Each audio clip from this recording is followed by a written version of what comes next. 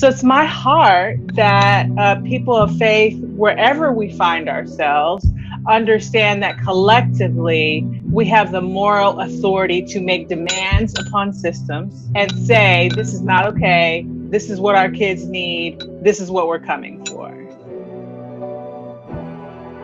It's Taj on the beat. And welcome, ladies and gentlemen, boys and girls, guys, gals, and non-binary pals, to another episode of All the Above, the show that gives you an unstandardized take on education. I'm Jeffrey Garrett, one of your co-hosts, and I've been a middle and high school principal and a high school social studies teacher. And as always, I'm joined by... What up, family? It's Manuel, your favorite teacher's favorite teacher. I'm a high school history teacher here in the Los Angeles area. And this, of course, is All the Above, your place for news and analysis of all matters pertaining to our world of education. We want to send a warm welcome to anybody who might be watching us for the first time on these YouTube streets or listening to us for the first time through your podcast app. We want to say that we hope everybody is having a wonderful start to your 2022 so far. We are in February, Jeff. We already got through January, just went by like that. We're not going to talk about any of the Omicron craziness or the other craziness, Jeff. We're just going to full steam ahead into a positive, happy February for everybody. Black History Month, actually, Jeff. It's Black History Month, so we have that. Indeed. Yeah, gotta love that. Although we probably should say, Manuel, that every month is Black History Month here on All the Above. But, Indeed. Point taken, yes. Absolutely. So, Jeff, man, it's...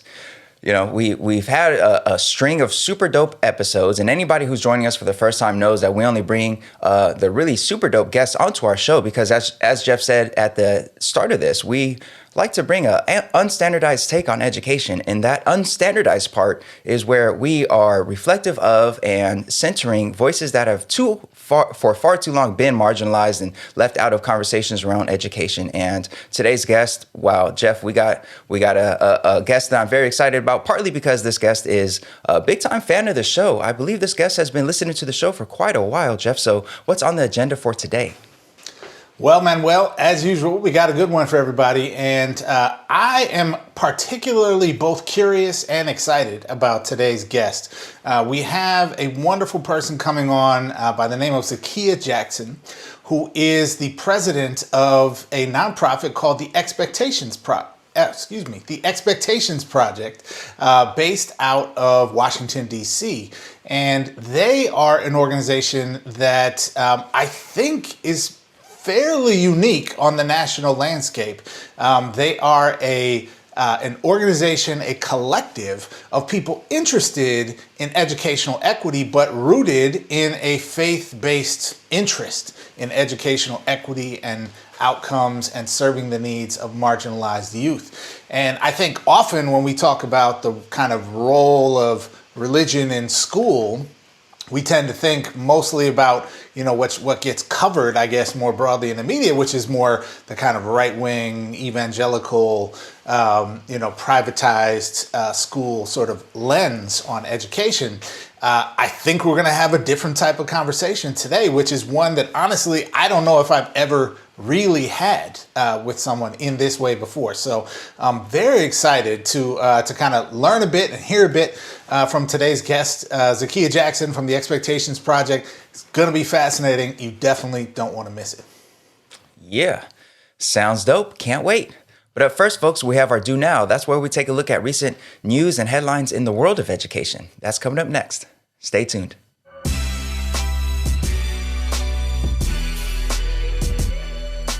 All right, folks, now it's time for today's Do Now. Let's take a look at some recent news and headlines in the world of education. Jeff, how are we going to do the Do Now today? Well, Manuel, today we got my personal favorite way that we do the Do Now. We got some key vocabulary terms to dig into today, Manuel, in our lexicon. All right. Let's get our learn on. Let's get some new words going. All right, let's see. First word, Jeff. First word is proceed. When I hear that word, Manuel, I gotta, like, my 90s hip hop roots emerge, and I could see the album cover with the Roots, and I just hear the beat in my head, and I want to say, I shall proceed and continue to not sing this song on the show. But you know what I Man, mean. you could have kept going, man. That's what I think of when I hear Okay. the word proceed. But I'm sure we mean something else in this context. Yes, we do mean something else in this context. However, that wasn't a bad rendition. I believe we've had you now. Thank you. We've had you now seeing some Taylor Swift and some Roots. So very eclectic mix That's right. here. That's Yeah. right. Yeah.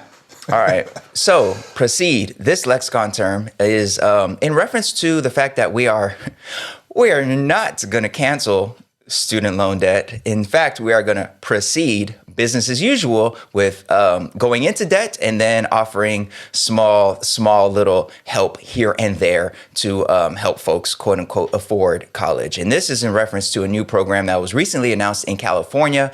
And this program is being billed as the California College Corps program. And according to a recent news release from the governor's office, a new service-based opportunity program is coming to 45 California colleges and universities, and this program will offer $10,000 to students who complete 450 hours of community service during the academic year. According to the news release, this, quote, Californians for All College Corps program, that's the name of the program, aims to, according to the release, quote, help create debt-free college pathways for low-income students who commit to serve. Now, the program will offer up to 6,500 college students over 2 academic years who participate in volunteer service opportunities in critical issue areas such as climate action, K-12 education, and COVID-19 recovery. Those students will be offered up to $10,000, and nearly 4 million Californians owe $147 billion in student debt, with Black and Latino Californians facing the highest rates of default and delinquency. So according to this program website, the 3 goals of the program are to 1, engage college students in meaningful service opportunities that build leadership skills and civic responsibility. 2nd, help students from diverse backgrounds graduate college on time and with less debt. And 3rd, support the work of community-based organizations focused on key local priorities. The official press release states that, quote, Governor Newsom has prioritized the hashtag Californians for All College Corps as part of an effort to lead the nation in service-centered paths, relieving the debt burden on our recent graduates while moving the state forward with service-focused careers, end quote. So, Jeff, we are going to proceed with student debt accumulation, but here's a program that aims to offer some level of financial support for students who complete volunteer hours during the academic year. So what are your initial thoughts on this upcoming program? Yeah, man. Well, I would like to propose a new lexicon term for this story, which captures my response, which is conflicted, highly conflicted. Okay, because I have a general rule of thumb when it comes to public policy, which is given my general lack of faith in our political system to do things that are good for people, when things that are good for people happen, I have to sort of remind myself to be like, look, man, don't be upset about good things happening. Like, even though it's not enough, even though we should be doing it differently or whatever, like, don't spend your energy being upset about something that at least is better than the way it was before, right? And so I'm trying to kind of maintain my mental discipline in this moment. That's admirable, Jeff. That's admirable. Yeah, thank you. I think so myself. So look, giving people money, which I think should have an asterisk next to it in this particular story, because we're not actually giving people money, but in the general concept of things, offering financial resources to people who need it to pay for college is what we should be doing and is the right thing both morally and politically and societally to do. So, okay, cool.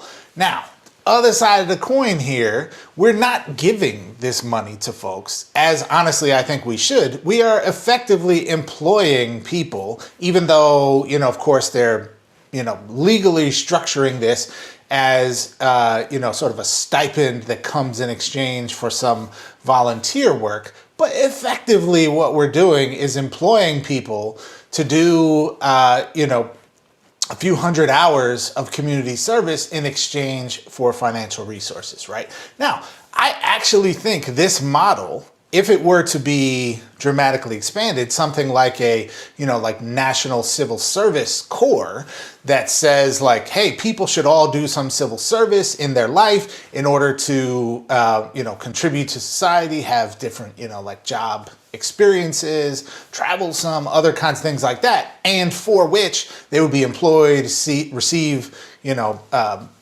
tuition money, those sorts of things. I actually think it's a great societal concept. I think the tough part for me here, Manuel, is like $10,000 is great, but it's not enough to cover all the expenses for folks, especially when you spread it out over 2 years. So I sort of look at it and I say, look, why don't we just give everybody free tuition? Okay, and of course it's not free tuition; it's expanding the notion of what we call public education. We don't say you get free tuition to your local elementary school, right? Like you have a right to go to school. We should just expand that to higher ed. We should pay for people to go to college. And we should offer people a living stipend so that they can afford to go to college. So the fact that this exists means we have a better system than we had yesterday. So, okay. The fact that if you add up now, Manuel, I'm forgetting what the hourly requirement was. So 450 hours into $10,000. If you broke that down into an hourly wage, it's roughly like $22 an hour, right? So I'm like, okay, cool. On that front, like we're, this were it to be employment is paying like a dignified wage to folks for doing work, and it's contributing to a societal good.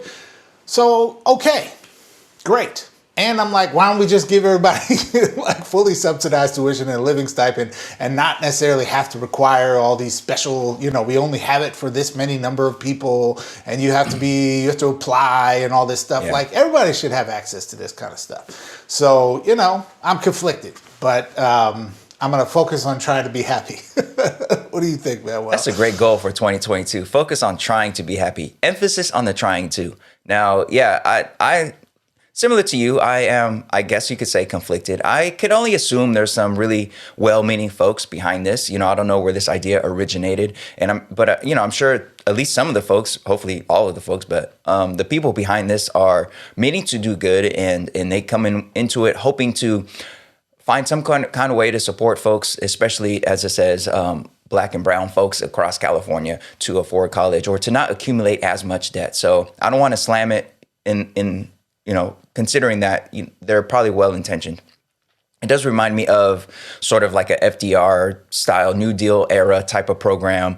The fact that it's called California, what was the name of it? California College Corps, kind of, reminds me of like Civilian Conservation Corps, New Deal era, and government financial support for folks in exchange for them doing some kind of work that benefits the whole. In this case, for service learning. But yeah, $10,000 over the 2 years. I really hope, I don't know, but I hope that $10,000 that the students don't have to wait until all 450 hours of work completed, because I could see that as being disincentive to do this, because I got bills to pay right now. I got books that I have to pay for right now. I have rent due right now, and I have to complete 450 hours and then I get my stipend.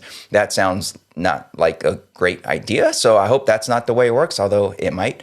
And to your point of just expanding access to education. There are so many articles out there that, we actually considered talking about for the Do Now, articles about like dropping college enrollment and the ongoing impact of the pandemic on folks actually going to college.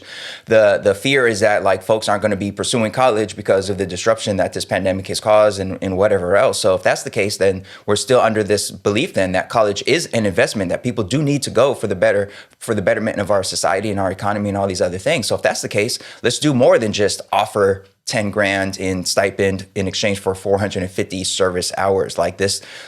To your point, let's just extend our notion of public education from K-12 to K-16 or whatever, because it's something that is especially vital for those folks who are looking to transform the generational impact of systemic racism and marginalization and try to be the first in their families to get a college degree and get a career and all of that. Like, let's just go ahead and expand. I'm thinking about my own students who are predominantly Black and brown, and as they go to college, I'm thinking about how hard it is already. A lot of them already work, and the academic year already is very, very tough. So to ask students to find time and space to volunteer, I don't know. That seems like a really big ask, because a lot of the students that are being, I guess, targeted by this program are probably folks who already work 2 or 3 jobs outside of the classes that they attend. So again, I hope the financial support from this program comes like as they complete hours, not at the end of it. Because if it's at the end of it, you're probably going to miss out on a lot of folks that you might be aiming for. Probably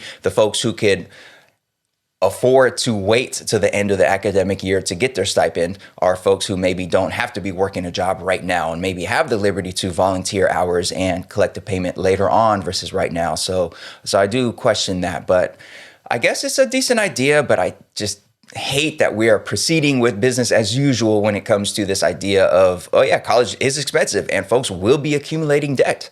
Let's go ahead and move forward and come up with different programs to help them address that debt in these little small ways. 10,000, that's like pennies these days when it comes to the total amount of debt that a student collects after 4 years or more of college. So yeah, I don't like that part of it, but yeah. Yeah. Yeah.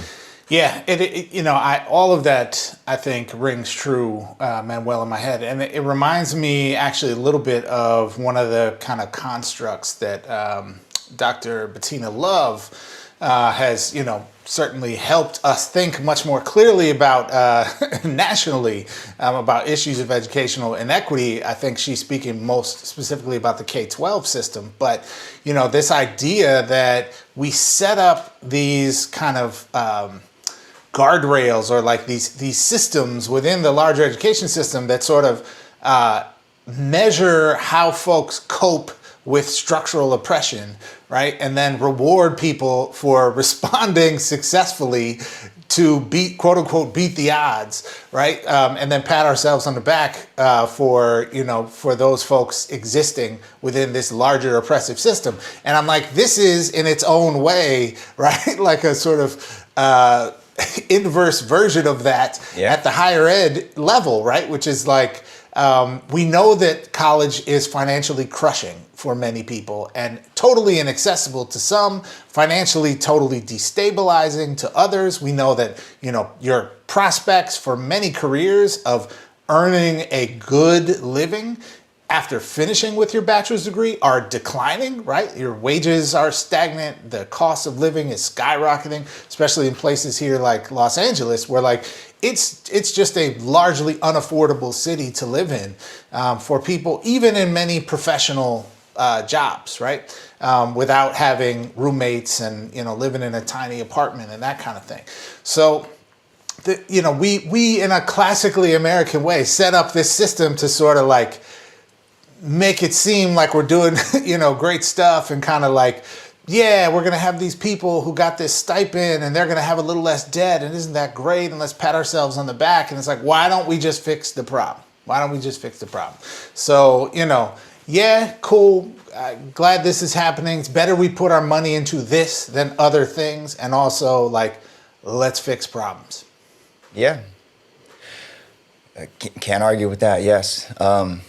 So there's that, Jeff. And, you know me, I don't like to have two downers in the same Do Now segment. Although that story wasn't necessarily a downer, although it does remind us of the big downer that is debt and all this craziness around college.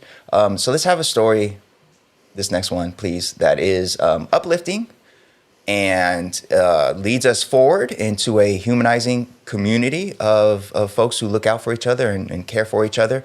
And yeah, what we got? What's the next lexicon term, Jeff? It's interesting that you introduced this story this way, Manuel, because I think the authors of this story would say they're doing or they're advocating for what you're talking about. Nice, and I think I would say these people, smart as they are completely insane. So, well, that's a good term. Let's dig. That's actually not the lexicon term today, but it could have been. So let's dig into it. Today's second lexicon term, Manuel, this is actually one of my favorite expressions. It's bruh. That can be used in a lot of different ways, Jeff. It could be used to connote something wild and like what in the world is happening, or something like wild in a good way, like bruh. Like for example, weeks ago when the 49ers were up against the odds in frigid Green Bay and nothing was going right, and there was a block punt return for a touchdown to give the Niners the edge. It was like, bruh. Like, really? Like, did you see that? It was an amazing play. This is not a sports podcast, so we don't have to go further into the 49ers. But, yeah. So, yeah, bruh. I like that. Mm-hmm. Yes.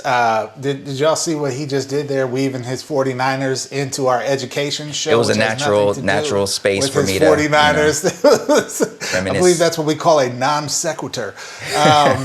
So in this particular context, what the audience maybe can't see at home, Manuel, is on our little, script here for the show. It says bruh, and then it has the emoji with the face palm slapping the face. Okay, so this is a bruh in that sense. Okay, and I think that captures how I'm feeling about this, albeit very fascinating op-ed that we're going to talk about. So let's dig into it. Here we go. The story comes to us out of the Washington Post, and there are 3 doctors from collectively Tufts, Harvard, and Boston universities that recently published an opinion piece in the Washington Post advocating for schools to discontinue student mask mandates. Yes, let me just say that again. 3 doctors saying discontinue mask mandates. So, Doctors Shira Doran, Weston Branch Elliman, and Alyssa Perkins, I hope I pronounced everyone correctly, are advocating that the CDC's recent updates on the effectiveness of N95 level masks against Omicron offers a pathway to compromise on masking in the place where masking policies are, frankly, often most hotly debated, America's schools. The doctors strongly supported masking policies in the fall of 2020 as a necessary safety net, but point out that universal masking policies in schools have not come without costs. For example, many students have not seen the faces of their teachers or classmates since early 2020. This affects learning and development, particularly for our youngest learners and those with special needs. Now, the doctors argue that maintaining aggressive mask mandates also sends children and families, as well as staff, the message that schools are not safe, which they say is simply not true. As parents of school-aged children themselves, the doctors argue that they have noticed a disturbing pattern, especially during the Omicron surge, of what they call punitive mask culture, which can take the form of detentions or other disciplinary consequences to students for minor mask infractions. The Omicron wave, they say, will soon be behind us, and barring the imminent arrival of the next variant, we can all hope for quieter times this spring.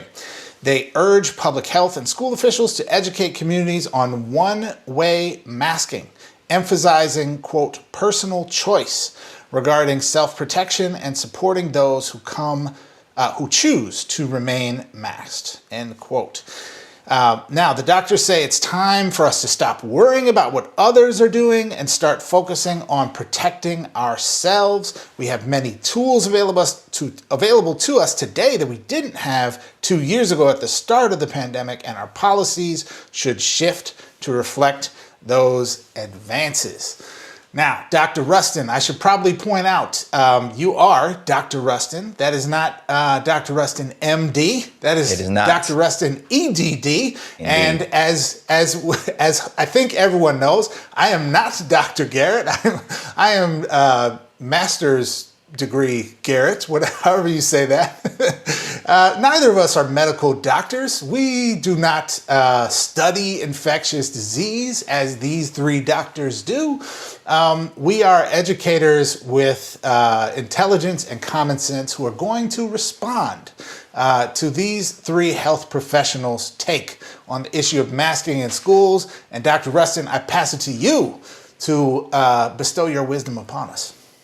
Sure. Well, first of all, I will say, honestly, I don't have young children in my life. I teach high schoolers. I don't have any kids of my own, and I'm not going to begin to pretend to like know what it's like to have, let's say, a 4 or 5-year-old either in your household or a classroom full of them, and what masks are or are not doing to their development. So I'll start there. Like, I can't just completely write off what these folks are saying in this opinion piece, because I don't know. I don't teach the young ones. I don't have young ones at home. I will point out that their piece does not specify age group at all. They kind of just say children and young people, but they don't specify what age they're talking about. They open with saying that the new guidance around N95 masks makes it so such that this, that, whatever.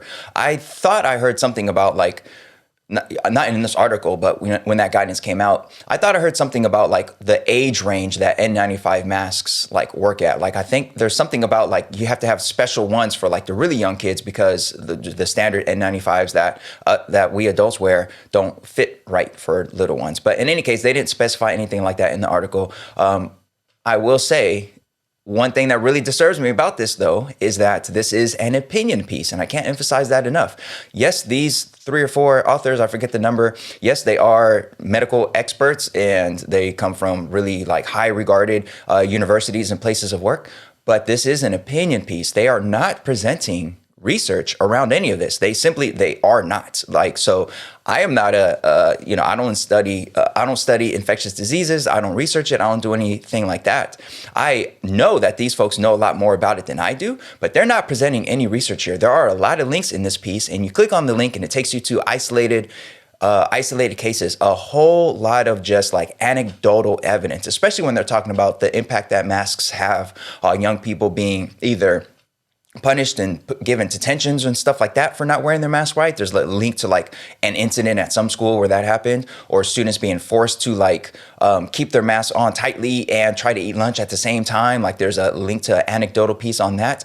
The only link that goes to anything that even resembles research is a link to an article that came out through Sage, and it was not a research article. It's just in Sage Journal, and it just says we have to think about what the impact might be as this pandemic drags on, the impact of young people learning different ways to communicate, or the impact that masks and digital spaces have on our communication. It simply says, this is something we need to consider. There is no research right away available right now that says young people wearing masks. And again, when I say young people, are we talking middle schoolers? Are we talking like toddlers? Are we talking high schoolers?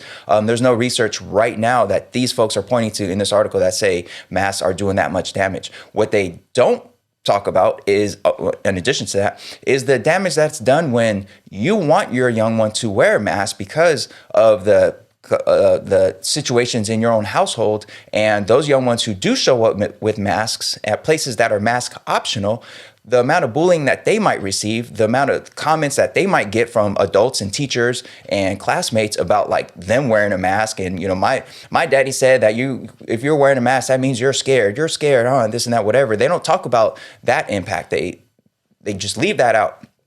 They do point to a place that piloted a mask optional policy in the school system, and they pointed to 70% of those students and staff saying that they liked the mask optional way of going about things. And they cited that this area of Massachusetts had a 98% vaccination rate. I think they're trying to argue that like this place is vaccinated and they're responsible and they're doing totally fine with mask optional. 98% vaccination rate to me means most people in that community are doing the right thing and are being responsible, and perhaps feel that it's safe enough and that they could trust their neighbors and classmates enough to go about the mask optional. The places that are screaming against mask mandates, they do not have 98% vaccination rates. We are not talking about the same communities, the same type of population. So I'm really worried about pieces like this, because it looks like, follow the science and these scientists say this, but you read their piece, they're not actually pointing to any science. It's clear that this is their own opinions here, and they're pointing to anecdotal evidence, which we can't just lump together with so-called science. If there's the science there, present that. Otherwise, I don't really know, man. I wish they would at least specify what age range they're talking about, because my high school students, they're doing fine with their masks. I don't hear any complaints. We're just rolling and we're good. So I don't know, man. I don't know. Yeah. No, I was, the whole time you were talking, Manuel, I'm over here just nodding like, yep, amen. I'm clapping right along. I find this article, it's interesting, right? Because you have these doctors who presumably, are doctors who operate within their practice with a, high level of care for their patients, who went into this profession to make a difference in the world, who try to uphold the Hippocratic Oath and all that good stuff, right?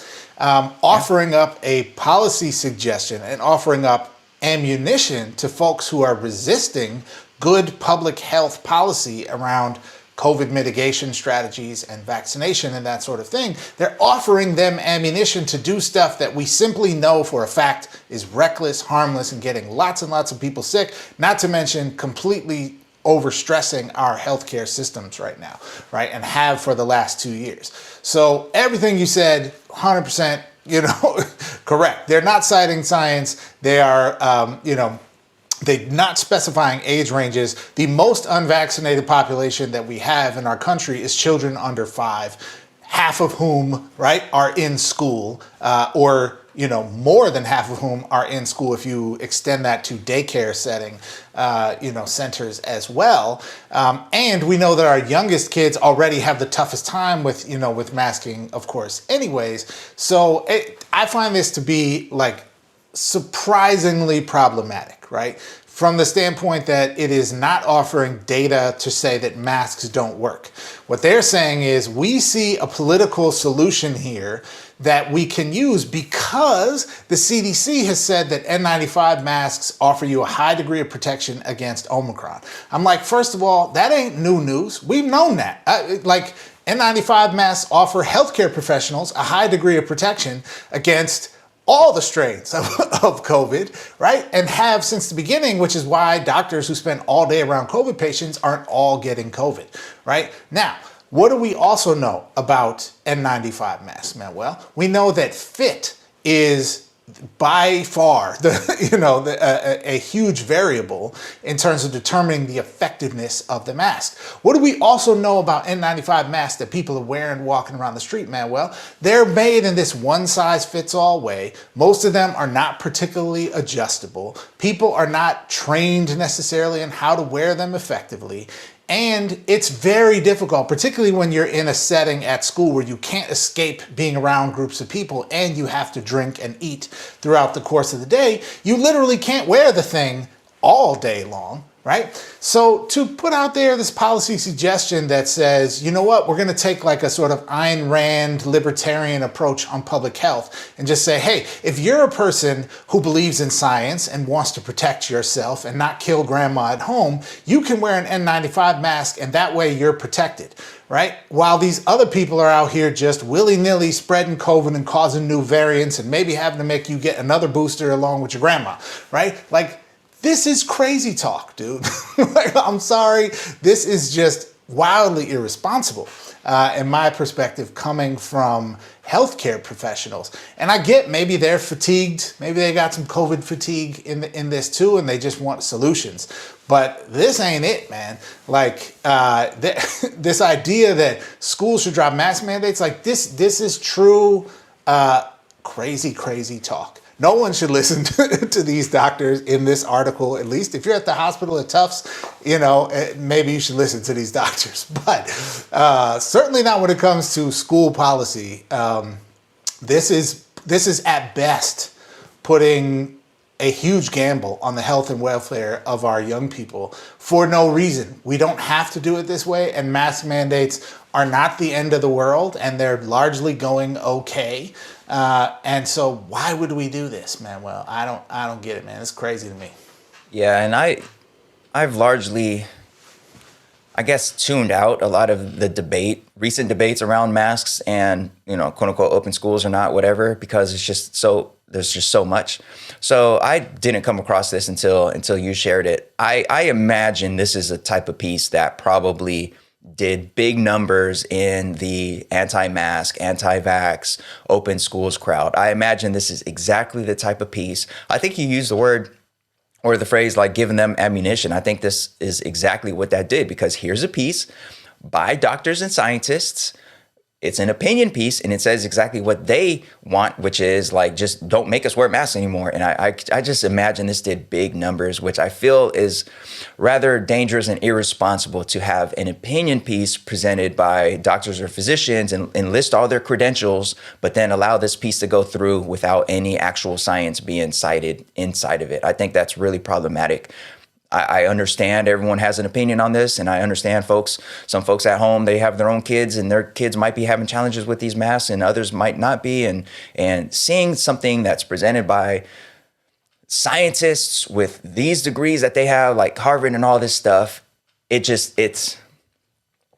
gives it the feel that this is like really, really superficial. And then you read it and you see links to like these random little articles and stuff, and there's nothing there. And it feels like these folks just wrote it at home while they're dealing with their toddlers bouncing around. And I don't know, man, it's dangerous, but nowadays, everybody has a platform. Everybody has, clicks and engagement rule everything. And I'm sure the Washington Post made good amounts of money off of the clicks that this article here generated. So if you are listening to this or watching this and you do have a young person in your life, or you are a teacher of young people, I know it's a struggle. It's got to be a struggle. And just all I can say is, man, just keep making the decisions that are best for you and your family. Because as these folks point out in this article, like, it's time to stop worrying about others and worry about yourself. Like, I guess that's the policy that we're going with. Forget community, forget helping each other out. Just worry about your own. And I guess that's the best we could do. So yeah, man, that's really unfortunate, I think, for this piece to go out. But that's my take on it. Indeed. Unfortunate. Good. Maybe that could be our lexicon term instead of bruh. Unfortunate. Yeah, man, for sure. All right, folks. That was the do now for today. All right, we took a look at some stories, some very different stories: student debt and service learning, and throw some pennies at them, and masks. Do we still need them? Isn't the pandemic over? Pandemic fatigue, this and that, whatever. Yeah, we're gonna get out of that arena and go into what is sure to be a really dope conversation and really uplifting conversation about just organizing and doing right for our children, especially our most marginalized children who are out there, and just really thinking about the path forward towards building a more humanizing school system for everybody, but especially those students who have yet to experience what humanizing school system could possibly look like. So that's up next in our seminar. Stay tuned.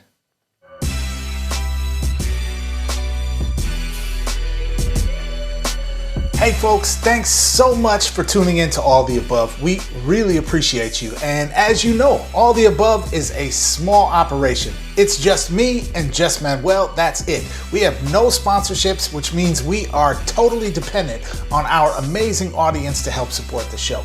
So here's what you can do. Go to our website, which is aotashow.com/support. That's aotashow.com/support. There you can find links to everything you can do to support the show. You find all the links to every platform that we're on where you can like, subscribe, follow. Make sure you share our show with your whole network.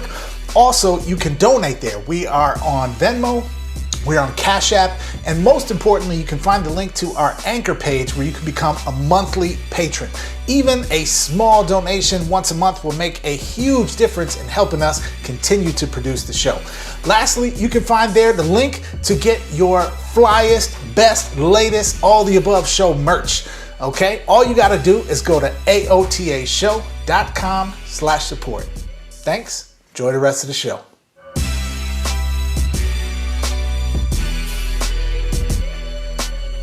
All right, folks, now it's time for today's seminar. I am so excited about our guest today. Phenomenal, really super dope individual that I've had the pleasure of coming across mostly through Twitter and the educolor space. But we have today for everybody, Miss Zakiya Jackson. Welcome to All the Above. Yay! I'm so glad to be here. Thank you both so much for inviting me. My mom is excited too, because she's a fan of y'all's show as well. Yeah. So it's a big deal in my household today. Yeah, AOTA family. We love that. We love that. Folks, for those of you who aren't familiar with Zakiya and her work, let's go ahead and share a little bit about her before we get into today's discussion. So Zakiya Jackson serves as president of the Expectations Project, a non-governmental and nonprofit organization that mobilizes people of faith to demand excellent public schools for children who are Black, brown, in poverty, and otherwise marginalized. Since joining the Expectations Project in 2015, Zakiya has overseen advocacy campaigns, executed learning experiences that emphasize systemic policy changes, and has fostered meaningful and long-term partnerships with clergy, organizers, and activists. Zakiya previously served as a preschool teacher and a social worker before earning her MBA and becoming the Associate Director of an enrichment program in Nashville. In 2020, she ran operations for the Black Church Political Action Committee, which was heavily involved in organizing voters in Georgia. Zakiya loves to help people grow, heal, and transform their pursuit of justice and equity. And with that, I'm going to hand it over to Jeff with our first question. All right. Well, Zakiya, so wonderful to have you on the show today, and it's been fun to just interact with you a little over the years on Twitter, and it's always kind of cool to like meet someone in the real world, even though we're meeting through through Zoom, I guess, right now. But as quote real unquote, as we can get right now. Yeah, in the real world that you mostly have just seen in Twitter. So power of social media on display, I guess, here today. But our first question for you is: you serve as the president of the Expectations Project, which is just a great name, by the way, and the Expectation Project describes itself as the country's largest network of faith-motivated public education equity advocates. And we are very interested in learning more about what that means and sort of the intersections of this idea of faith, educational equity, and policy advocacy. What does this sort of advocacy look like for you, for the Expectations Project, and how does it fit within sort of the broader national landscape and conversation of working towards educational justice? Thank you so much for this opportunity to talk about our work and what all of this means. It is not uncommon for my friends to be like, Zakiya does great work, but then not necessarily be sure how to continue talking about it. They can give examples of stuff I've done, but this is fun for me. So at TEP, I'll call us TEP, we strategize systemic change in public education. We develop education equity advocates, and then we facilitate opportunities for advocacy that have far-reaching impact, scalable impact. And we do this from this drive of our faith and with the knowledge that at times we can leverage our faith in this advocacy space, right? So, it's not uncommon. Many of us know that in Black and brown communities, faith leaders have a lot of impact. Often houses of worship serve as community centers, families, teachers even, and students are interacting often with faith leaders. And some faith leaders get that. They are full-fledged activists, right? And they are people, I'm thinking of people in California like Sister Jackie DuPont Walker, who organizes the Social Action Commission for the AME Church. She's in Los Angeles. Pastor Michael McBride in Oakland, who has done activism all over the world and does a lot right there in Oakland. And other faith leaders need a push, right? Or need some help or inspiration to be able to do it alongside of other things that they're already doing, which we would call direct service, backpack drives, right? Or food pantries or other things that they're doing because they're sensitive to the needs of their congregants and in their neighborhoods. And while those things are great things to do, we do not discourage anyone from doing those things. Let me be clear. They don't necessarily provide systemic change. They don't disrupt the system. It's kind of like they are a Band-Aid, a much needed Band-Aid. Again, I'm not minimizing the impact of it, but it doesn't transform a community necessarily. And really, we really want faith leaders to understand that with their influence and with their platforms, they can be involved in righting the wrongs in our systems. But then on another perspective, everyday people of faith who aren't leading congregations necessarily, who maybe go to houses of worship, maybe they don't, but they are oriented by a moral ethic and by a faith ethic in their lives. Those people as well, our voices in that way counts, and you can make a sizable difference, especially when we come together and do something in mass that can be disruptive to the system as well. So mentoring, people often think I'm like coming for mentorship programs, right? And trying to say those aren't effective or those don't matter. I think all kids and all people need mentorship, period. So it's not like a competition, right? However, sometimes we're trying to erase oppression at a systemic level with service, and we just can't do that. It's just not able to contend with the level of oppression that we're experiencing at a systems level. So it's my heart that people of faith, wherever we find ourselves, understand that collectively we have the moral authority to make demands upon systems, especially these systems that we pay into, right? As being citizens, and say, this is not okay. This is what our kids need. This is what we're coming for.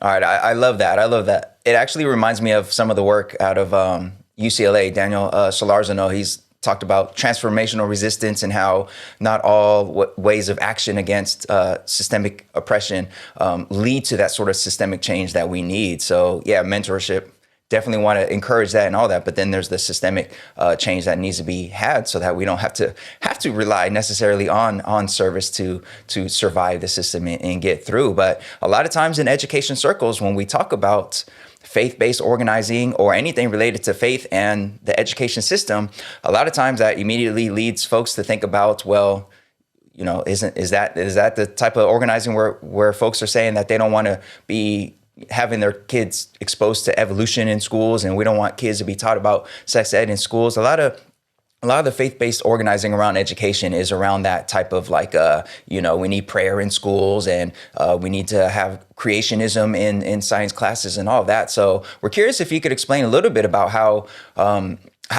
your work distinguishes itself from that type of work, and any challenges that you might have had with folks trying to kind of lump your faith-based organizing with sort of that more like right-wing oppressive type of organizing that we have out there. Yeah, that's real. I think one of the things we've grown in a lot as an organization since I've been here, and that we're very clear on now, is that we are explicitly focused on racial equity, and those groups are not, right? We are explicitly, that's not the only type of equity we're talking about, but we make it clear that there's a lot of things that are happening that are rooted in racism. One of the trainings we do talks about the history of public education.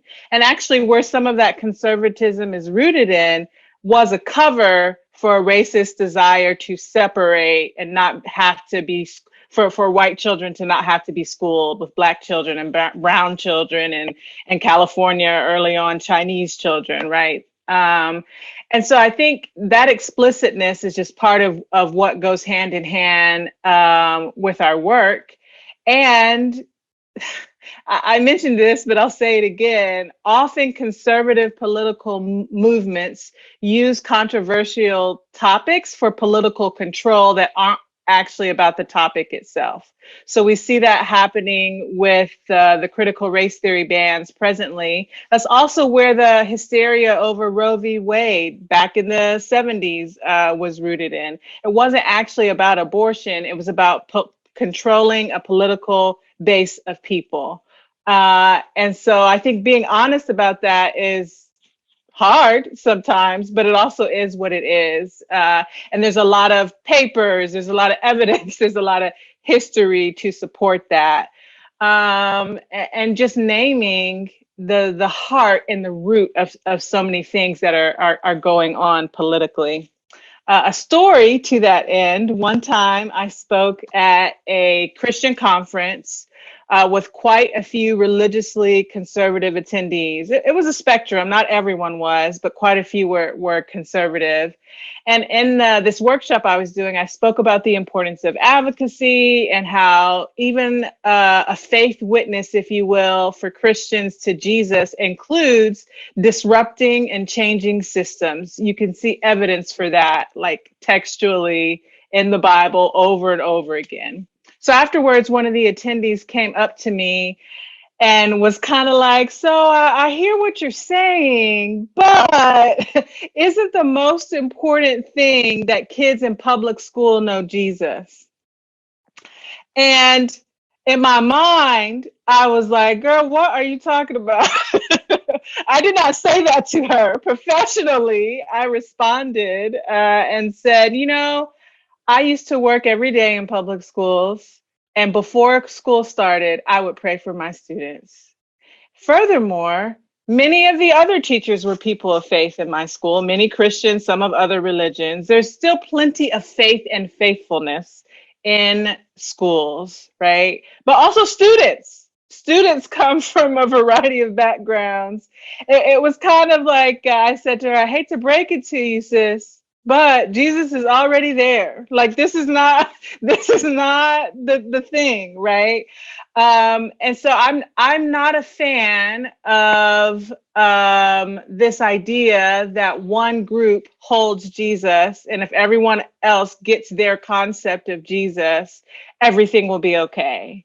That's, not, first of all, it's not fair to people of other religions. We have to honor people whose faith is rooted in something other than our own. But if you are a Christian, it's also not consistent with what the Bible says, in my experience and opinion. And so when people do that to me, y'all, I just feed it back to them. I'm like, I'm not new to this rodeo. This is not this is not how we're gonna do things today. I won't necessarily get into an argument because sometimes those aren't arguments worth having, but I will respond in the moment. On a lot of levels. I'll check you on what you said or what you're claiming the Bible says. I'll also check you on understanding oppression and systems. You're avoiding it. We're not going to avoid it. It's racist to avoid it. We have to get into this, right? So. Yeah. It's when we invited you onto the show, Zakiya, I was, talking with Manuel, and part of what I find really fascinating about what you've said here and about your work through the Expectations Project is, this idea of sort of at least like flirting with the sort of traditional debate around like separation of church and state and the way that plays out in school, which is probably one of our largest, kind of national institutions of the state. And I honestly hadn't been familiar with a group like yours up until recently that is kind of approaching this discussion of, bringing a faith-based argument around equity and justice for marginalized communities, right? And not one that is saying, going down the road of just like, well, we want to bring the Bible into the curriculum, let's say, or any other type of scripture into the curriculum. But we're really going to talk about these kind of larger societal equity issues and how they play out in school. And it was just a sort of fascinating new angle for me on, the good work that is being done in faith communities around the country. So just want to name that and say I appreciate the way you've kind of pushed my thinking about what's out there and what's possible, and it's maybe not all just the stuff that you see in the kind of shock media environment that we live in, which is really fascinating, and also. You're a person who, has walked a really interesting path around your own experiences with inequity and those sorts of issues in the school system, you and your family. And you recently wrote a piece called Let a Child Be a Child, where you wrote about some of your own experiences, traumatic or problematic experiences for yourself and some of your siblings in the school system. And in that piece, you wrote, quote, "If we believe safety in schools begins with having people react to violence after it happens, then we are failing our children. Schools failed me and my brothers years ago, and we are indeed failing children today. But we don't have to. We can let our children be children." And I love that phrase, and I'm wondering if you can maybe just kind of expound on it here and share with us, what does that mean in your mind to let children be children? And what are some of the policy aims of this initiative at the Expectations Project that relate to that idea?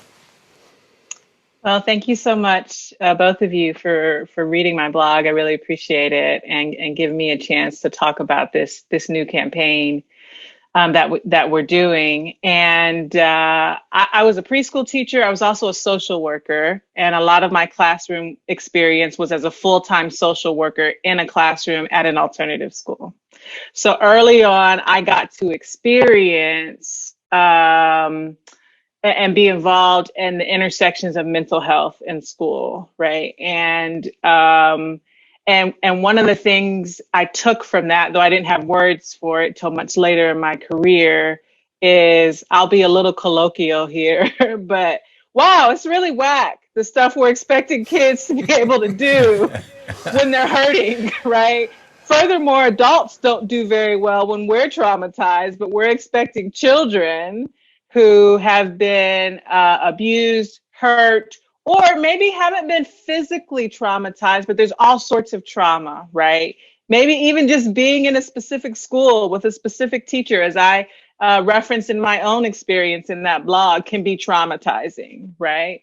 And instead of responding to children with support, we often respond very punitively, right? I mean, I want to be clear. I don't think you all think this, but I want to be clear for those listening. I'm not attacking teachers in this. I actually am pretty irritated with how much burden we put on teachers as the rest of the adults engaged in these systems, right? But school is often not a place that responds to children gently or correctively in a way that helps them heal, which makes sense because our society is not good at healing anyways, right? And we see that with children. And so to me, letting a child be a child means knowing, oh, that's an age appropriate response. If I had all of those things going on inside of me, I might yell or cuss somebody out or this, that, and the other, right? So how can I help this child contend with the world around them and resource them in the ways that they need? And I also think sometimes we have kids who aren't acting out, but we're still doing harm to them when we don't let them see themselves in the curriculum, when we don't let them express themselves, when we don't, okay, I know I'm getting excited, but like, what if we really allowed children to love learning their whole way through? That school was a place where a child could be excited about going to, not just because they're with their friends, maybe, or because they love a sport, but that learning gets to be fun all the way through high school. We know that is possible because we know that there are teachers who do that. But it's not the standard. It's not always what happens, right? But it can be. We can create environments in which children can be excited about going to school. When they make mistakes, we can respond to them in an affirming way. We can give them consequences because people should have consequences when you do something out of pocket, but it doesn't have to be so punitive and set them on a trajectory of the school to prison pipeline, or just set them on a trajectory of thinking they're stupid, or, whatever it is. And so, yeah, to me, letting a child be a child means protecting and honoring their mind, body, spirit, and allowing them to flourish. Right. I say allowing because we can't make a child do things, as we well know, as educators, right? Facts. But we can create environments where it's hard not to love it and where it's hard not to. I can think of adults in my life who were like that, right? And I think some of the problem with ed reform world is that we can get so stuck in, like, I say this as someone who really believes in policy, but we can get so stuck in like rules and regulations and things that we're not centering the thriving and the joy of children. And that sounds like airy and lofty, I think, to a lot of people, but we can actually make policies that center the joy of Black and brown children. In fact, that's one of our policy priority area focuses this year. And we have all of these things under it describing, well, what would that practically mean to center the joy of Black and brown children in education? I think that again, sometimes in ed reform world, we lose our imagination. We get overwhelmed because it is overwhelming, but we lose our imagination and don't take a step back to remember and to dream with the children, not over them, but like in conjunction with children and with teachers and with parents. What could this be at its best? Let's strive for what it could be at its best, and not just flounder and what's going on. And so just to go back to policy, because you did ask, that the specific policy aims of the LCC campaign are to fund safer schools by investing more money in school support staff and even wraparound services, and less money into solutions that do not work, like more police. Police aren't supposed to attend to the wounds of children. That's not the purpose, right? So why think that investing lots of money in police and schools is going to help teachers with chaos? I mean, the evidence isn't there. Show me the receipts. I'm a receipts type of girl. I don't see it, you know? The data is not supporting this. If I will say this, if anything, police should be present to protect children from what's outside of the school and from things that are happening outside of it that are criminal. But police should not be a regulator of what's happening inside schools. Yeah. I hope I didn't get too far away from the heart of your question. I did. No, absolutely not. Absolutely not. I was over here nodding and it's hard to clap and snap with the audio on the show, but inside, that's what I was doing, Zakiya. Yeah, I was thinking about multiple stories that we've reported on this show of like 6-year-olds and 8-year-olds being arrested on campus for tantrums, and just all those wild headlines out there, and just how common that is and how often that doesn't even make the news. And yeah, I absolutely love where this campaign is going. And under this video and under this podcast version, for those who are listening on the go, we'll put links to the Expectations Project website, but also the campaign, because I see you all have put together, from my vantage point, a lot of great information about practically what these policy aims are asking for and what that would look like, videos and all kinds of good stuff. So we'll drop all those links below so folks can Thank you. Hopefully advocate in their own circle, in their own community, in their own school district to let a child be a child, for sure. And if I can just add, in March, we're going to be doing an advocacy week to help people. We do a lot of national organizing, but we're also, especially during the age of COVID, but in March, we're trying to help people localize it more. And so we have resources that we'll be dropping in conjunction with that. How can you make your voice heard at your school or in your school district? A lot of that is we won't always use these terms, but this is what it is. It's power building. Get a friend, get a neighbor, send the letter together. You know what I mean?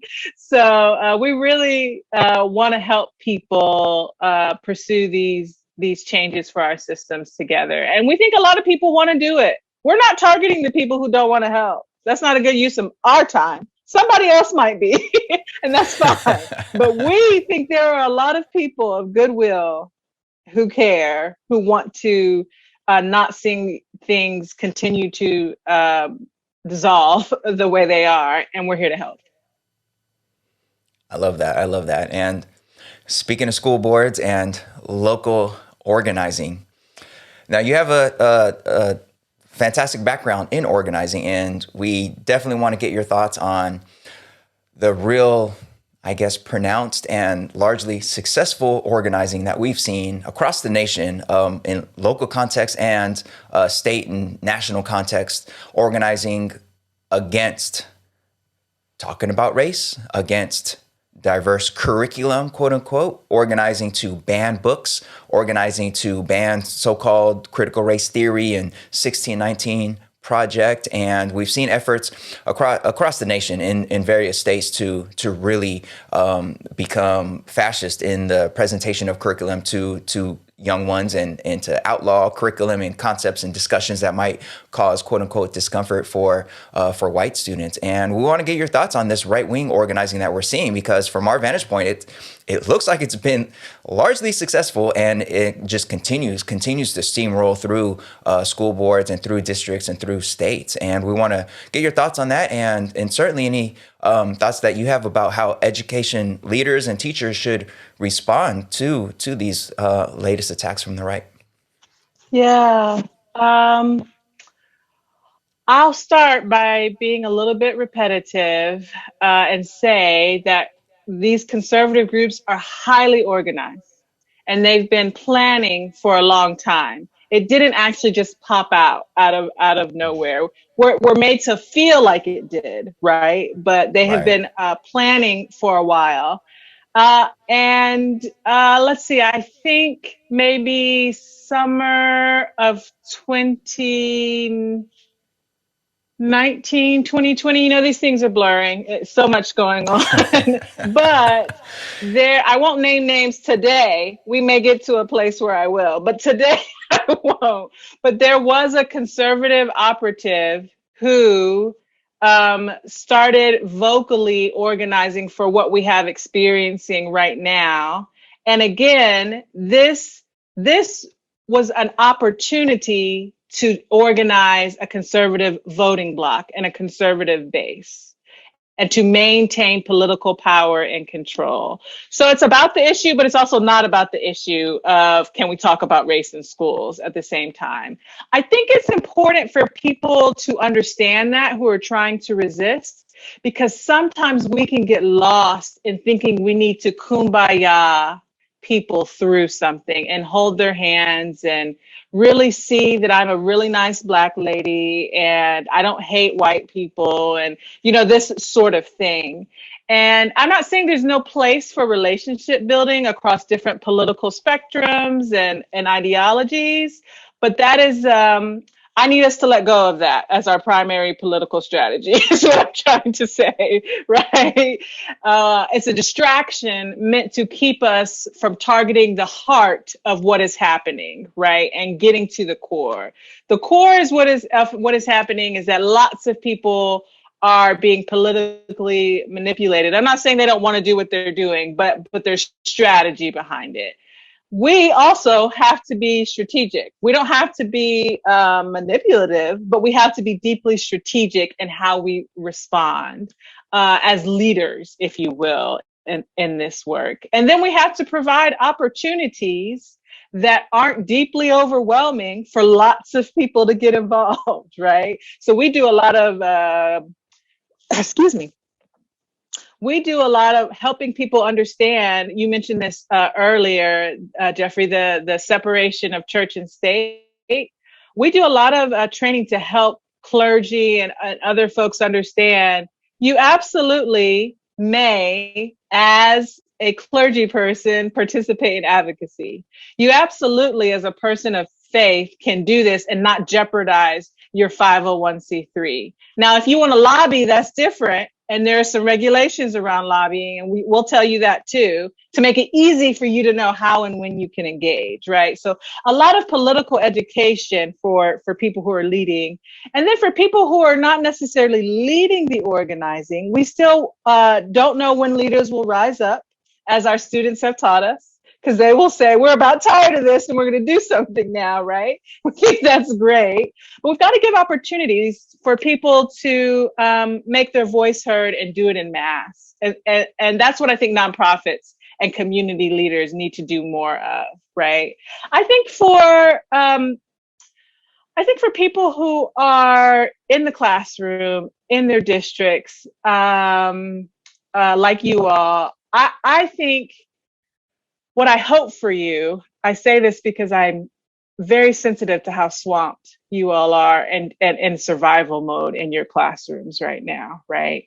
My hope is that in the midst of trying to just stay in the field, to be frank, and continue to do what you feel called to, that you will find ways to creatively keep teaching the truth, right? And if you're not allowed to say this specific phrase, maybe don't say that phrase, but you can still talk about, the topic. And you can also see if your local union or your local ACLU and other groups are trying to provide some protection and support for you. I don't think a lot of people, I don't think enough people are protective towards teachers, right? And that is part of some of the organizing that I hope we help people do and help people come alongside of those who are actively in the classroom and have the threat of losing their job if they continue to do, right, what they know is right.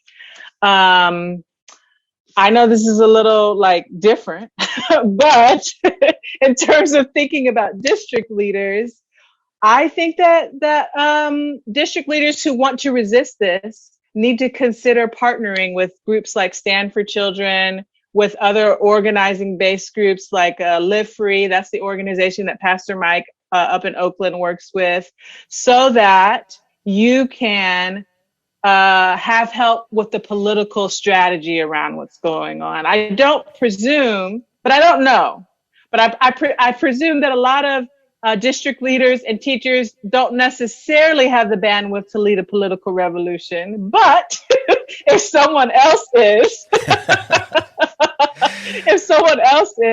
could be engaged in that way, right? So I guess I'm trying to describe we've got to get our lanes and be in this together, and we can't leave it all to districts. Now, we do need people in districts who are interested in this, formally or informally, right, to figure out what the best strategy is in their context. To that end, TEP and Educolor, who you mentioned earlier, Manuel, are putting out a simple organizing resource soon for 4 different subgroups of people on this topic, on the CRT bans: educators, parents, students, and community members. I've seen quite a few toolkits, and some of them are great, but they're also really long. Ours is short.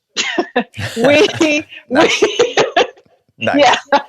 We want to give you a snapshot of what you can do, and then we'll send you to a website if you're the person, the community member, hopefully, who has the time like that to read everything and pony up, so to speak. Great. But for everyday folks who are living it and working in it, I think creativity and community are the key. How can we creatively sustain in the moment? How can I still teach what I know I have to, and maybe not use certain words or reorganize my lesson? And then how can I build community with other like-minded educators, other like-minded community members, and strategically disrupt our local system? I do think, let's see, in 2020 and 2021, we had 29,000 faith-motivated people. This is through our organizing at TEP. 29,000 faith-motivated people sent 75,000 letters to elected officials during the pandemic, and we saw results. I think a lot of times people think a letter doesn't matter, but when you're talking about letters at that number, that many people demanding things specifically and clearly, it does make a difference. And in a local context, in your local school district, you don't need 75,000 letters, probably. LA Unified, maybe. Sorry, guys. But in a local context, 100 people show up. That's a big deal. Especially if you drop your letter off in person, if it's safe. I'm not telling anybody to be unsafe during COVID, but that's you don't have to have everyone on your side, right? Like there's an activist that I really appreciate named Andre Henry, who's also in LA, and he's an artist and an activist, and he studies the history of mass movement over the world. And his research has showed that you actually need only 3.5% of the population of a community doing sustained action and efforts. That's what I want people to understand. Let's get a very committed, small but mighty group of people. We can disrupt some things, and we can get what we need for children and students. And then the clergy, because I know getting a policy change doesn't mean everything is better immediately. Clergy and other people of faith can be pushing the cultural shift that has to happen in order for a policy to take place effectively. Yeah. So Kim, Manuel is going to send us off here in just a moment, but I did want to just intrude with one quick thing, which is I think earlier you mentioned that your mother was going to be very happy that you were on the show today. So I wonder if you could introduce us virtually to your mother here so we can say hello to her from afar. My mom's not in the room at the moment. I can try to find her. No, well, what's her name? We can, we can at least give her a shout out. Okay. Her name is Dr. Helen Jackson, and she is a nuclear physicist, and she has a very scientific interest and approach to what's happening with our kids in schools, and that's why she likes listening to you all, because she finds your analysis to be very sophisticated. All right. Well, I love it. Dr. Helen Jackson, shout out to you for giving us Zakiya and for supporting the show. And nuclear physicist, okay, I wasn't expecting that. I don't know too many nuclear physicists, so I feel better already.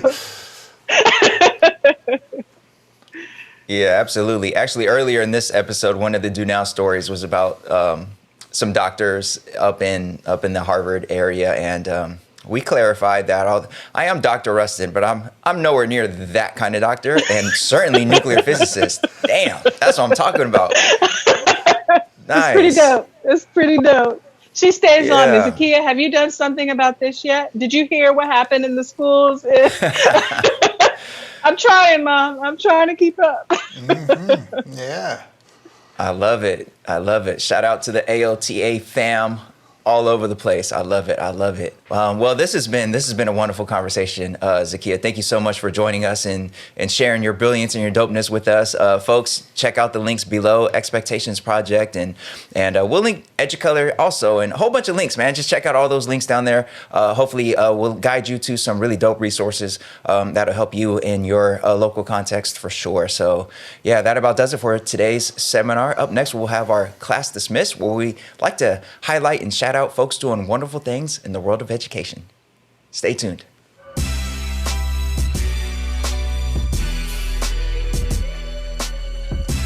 All right, folks, we've come to that time in our episode where we like to pause for a moment and show some love, give some flowers, some recognition to people out there doing good things in the world of education. It is our class dismissed. And today we are going to recognize a very special young person who's doing work that not only has a huge impact here domestically, but literally around the world. Manuel, who we got today? Yeah, this is dope. First of all, I didn't know Time Magazine did like Kid of the Year. I know they do their Person of the Year stuff. I didn't know they did it for kids. But anyways, they have a selection of Kid of the Year finalists. I think like 4 or 5 of them. I could be wrong about that. But we want to give a particular shout out to one Kid of the Year finalist who came across our news feed. And this is a 13-year-old in Maryland. A 13-year-old. Her name is Lujain Al-Katawi. And she is of Palestinian heritage. And during the early phases of the lockdown of the 2020 pandemic shutting everything down, a lot of folks took up different hobbies. I saw folks online learning how to bake bread and all these other things. And a lot of young folks, they sort of were dealing with the sudden shift in their day-to-day, seeing their friends and all that. And this young person took the lockdown as an opportunity to create a new nonprofit that would help her to extend help and support to girls like her in other parts of the world who have been dealing with language barriers and such. So let's get into the details here. Now, she is, as I said, a 13-year-old in Maryland. She's an 8th grader, and she's a bilingual teenager of Palestinian heritage. And during the lockdown, she decided that she would teach Arabic-speaking refugees English. She was inspired by her mom, who was taught English as a second language for 2 decades, and by her family history. Her father immigrated to the U.S. from Jordan as a Palestinian refugee. So she aimed to tutor 9 and 10-year-old Palestinian girls and created her own lessons and tailored her lessons appropriately to those young girls and incorporated videos and emojis that she said she knew that they'd enjoy. And just like that, her nonprofit, which is called Sparkle, was born. And Sparkle means knowledge, she says. It outshines everything.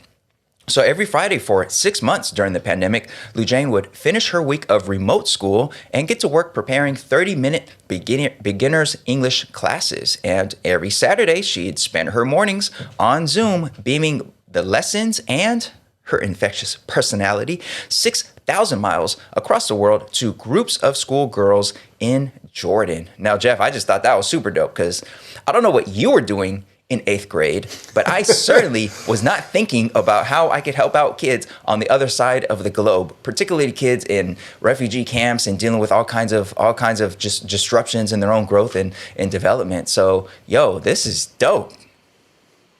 Yeah, it's amazing, and special shout out to Lujain Al-Katawi there, doing fantastic work to make the world, just a little bit better of a place. And I also want to say, Manuel, I guess shout out to Time Magazine, because I suppose she's just a finalist, but much better work than Elon Musk for Person of the Year. Okay? Did he get Person of the Year? I don't even. He got Person of the Year. Yeah. Wow. We don't need to rehash it. Let's just say, How about we get more in the Lujain Al-Katawi mold than in the Elon Musk mold? That's all we'll say on that matter. So, yes, props to her and to all the wonderful young people across the world over in Jordan receiving her lessons. That's a beautiful and wonderful thing. So, folks, thanks so much for joining us today. We always love to have you here on All the Above. Thanks for making it to the end of the episode. And just want to send a big reminder to everybody to please share All the Above with your network.